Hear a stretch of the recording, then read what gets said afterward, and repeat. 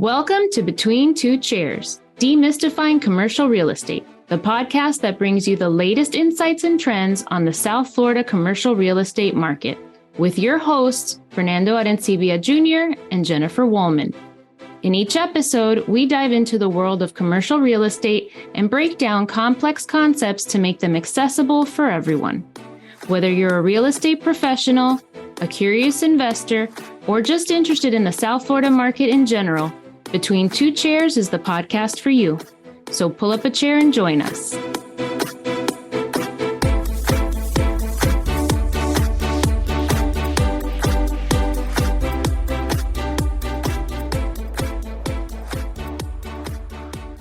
Welcome, everybody, to another episode of Between Two Chairs. My name is Fernando Arencibia, and with me, as always, is the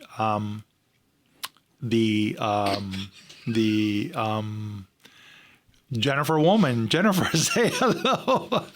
I did that on purpose. I know you did. I know, to see how long I could hold my breath. Yes, exactly. Hello, everybody, and welcome to Small Business Month. That's right.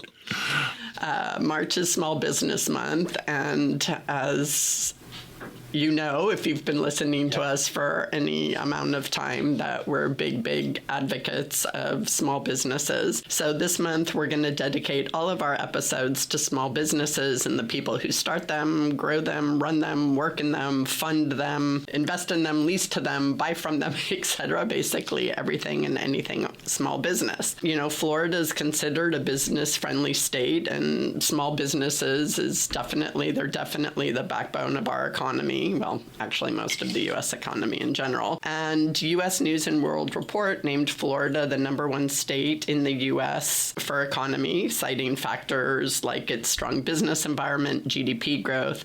And then the Bureau of Economic Analysis ranks us 4th in terms of total GDP. So we thought that it would be worthwhile to, in this episode, take a look at how to get started building a small business, funding a small business, etc. So we're going to focus on the resources that are available if you are thinking of starting, or your clients are thinking of starting a small business. As a retail tenant rep, a lot of times we get calls from small businesses saying, hey, I'm opening up a gym, I'm looking for a space for a gym. And then when we start asking our qualifying questions, we realize that they basically have this dream of owning a gym, but they have no idea how they're going to fund it or what they need in order to operate. So then we help guide them in the right direction and let them know what kind of licensing they need. It's not just about the real estate, right? We also want them to be successful and make money. And so we're hoping to provide resources to everybody to help guide them. And really interestingly enough, sometimes I think the best way for me to explain is just to give you an example. Because sometimes we ask questions about why, right? Which is not something that people are used to. You know, they sometimes will call you and say, I want to open this business. And then you ask them why, and they're befuddled by the question. So I'll give you an example. We got a call from a prospective client out of New Jersey that was moving to South Florida and wanted to open a restaurant. And I asked him, well, do they have a restaurant experience? And he says, no, he's owned a tire store in New Jersey for years, and he's done extremely well. So you start going, well, why are you coming down? Why you want to go from selling tires to the restaurant business? He says, well, we've always really enjoyed the restaurant business. I think that there is potential in it. And I'm asking questions like, so does your wife have do you and your wife have like a special recipe that you want to bring to the world? Where is the passion coming from? Find out they're not chefs, they're not cooks, they just wanted a restaurant business. And so after having conversations to discourage that, says, it's one of the most difficult businesses to get into.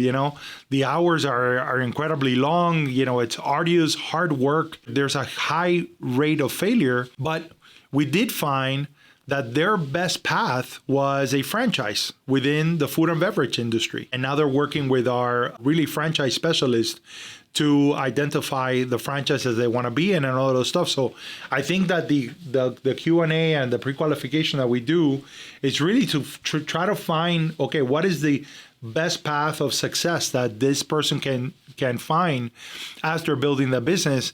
And it probably requires more thought than people are giving it when they're thinking about opening a small business. Right. And in your example, F&B, not only is it hard because of the hours, it can also be very expensive in terms of startup costs to build out a space, et cetera. And again, landlords are going to want to make sure that they're profitable and that they can afford to pay for the rent and the F&B, the build out and, do all the tenant improvements, et cetera. So these resources can help. And so the Florida Department of State, and we're going to provide links to all of these in the show notes, but the Florida Department of State has a small business guide that literally takes a business step by step by what you need from the state. And then a lot of counties also have their own small business offices and economic development corporations or CRAs that help give out grants for the financing to help you start. And we did do an interview with George Camejo he was the executive director of the city of Hollywood. So if you want to know how a CRA works and what kind of incentives and help they can give to small businesses, you should tune into that one. But what we wanted to look at today, just because of the retail and restaurant industry and how tight the retail space is here in Florida, especially in Southeast Florida, are the resources that are available to you through ICSC, which is the International Council of Shopping Centers. And they're not only great for shopping center owners to find tenants and figure out best practices and who's expanding, but they're also a super resource for businesses that occupy them. In addition to having their big conference, which is in Vegas in May of each year, they also have a lot of state and local networking opportunities where you can go and meet landlords who want you in their space, right? You can go there and network with banks or with cities. The one in Florida in August has a ton of cities that are looking to expand their business base, and a lot of their CRA directors are at these events as well. Going into ICSC and some of what they offer. One of the things that I find is, first, a lot of research, right? Because, we just recently did, an interview, and there was a conversation really about how do you structure and how do you build a business. And one of the items that was discussed was finding a gap in the marketplace, right? Making sure that you're not going into a marketplace that is overly saturated. So getting a real understanding of the metrics, right? What the data gives you and what that insight is, you'd be surprised how important choosing the right location is to the success or failure of your business. And part of that is you got to be really aware what marketplace you're going into. So they have this area that really is about industry insights, but they talk about, marketplace perspectives. And it gives you basically a little bit more in depth as to the different sectors. So I thought that was an important component of the resources that ICSC can provide. Right. And they do have a blog that's specific to small businesses. So they do a lot they let you know when there are deadlines for grants and what grants are available. But it's also the way that they break down their guide. So they have, it's taking the first step, creating your small business, working on the planning, what it means to sign a lease, how do you sign a lease, what things should you look out for in signing a lease. Then they assume that you've already created your business and you've been operating for a while, and then they have a section on how to maintain your small business and what you need to do to deal with tax and legal issues. And then they have a section on growing your small business. And a lot of what we saw when we were at Florida's midwinter meetings with creating the story brand with Donald Miller was being able to express your business values clearly and be able to to show that value through communication and through storytelling. And that's a big part, not only of starting your business, but of growing your business. And then they have another section on funding your business, on dealing with small business landlords, or if you are a small business landlord, what kind of things should you look for? The reality is, being a small business, especially if you're just starting out, it's a little bit harder to work with landlords, right? Some landlords want to know that you have 3 or 4 shops and some experience under your belt. So your story to that landlord has to be extremely compelling. And we did an interview with Sarah Hernandez, and she was talking about the importance to the landlord, even to the bank. So as a tenant and a small business owner, your story is very important to that landlord, not just for them being able to accept you as a tenant, but also for their potential issues with their banker and their lender. Yeah, and that's where, going back to my story, what it's interesting about going the franchise route is that the franchisor, right, the franchisor is also going to co-sign that lease, right? Because they want to have control in the event that something were to happen, they were going to sell the business or whatever, that they're able to take over. So to a landlord, having a franchise provides that layer of security that they're in search of. Right. And so that's really an important, component here, especially if you're going into an area that you don't have a lot of expertise in, which is where that infrastructure system is there to provide that support. Yeah. And then my favorite, it's kind of the last step, but I would recommend it as an overview, is ICSC has something called the Commercial Space Readiness Guidebook, and it's basically a small business toolkit. It gives you an overview of all the resources so that you can understand all of the real estate concepts behind having a brick and mortar shop. So not so much if you're setting up an office. Again, this applies more to retail, which if you're setting up a business that's retail based, you tend to have longer, more complicated leases than if you're setting up a small office where maybe you can find a Regus or WeWork type space that you can do on a monthly basis or a weekly basis. Starting up something in either that requires industrial space or retail space is going to require a bigger capital outlay, a longer time commitment, etc.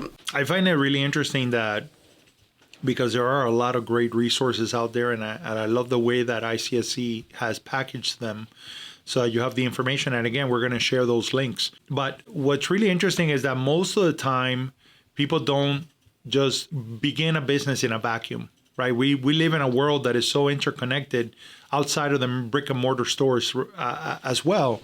And that, for example, if you have a food concept that you wanted to grow, the advent of the food trucks has been a big part of allowing people to build a small business within a truck. It is a much more attainable price tag, right? And to be able to create their concept and to develop a proof of concept. We've seen many of those that have grown from a food truck to now have multiple brick and mortar stores. We've seen it in our local market, and we've seen it all throughout the United States. And there are people that start online stores, whether it's through Etsy or eBay or Amazon, just Instagram, straight out Instagram, right? And they begin to build that, word of mouth marketing that begins, and then now they get to a stage where they're like, I think there is enough demand that I've outgrown this operation, and now I have to grow into another space. And I say all that to say that sometimes you can get into a mind space where you are getting into a paralysis by analysis, where you're overanalyzing things. Now you have all these resources. Where do I start? Do I start with the financing? Do I start with, now I have to go look for a space? I've never done this. But I think that there is something at the center of every business, which is the entrepreneurial mindset of the person that is trying to start the business.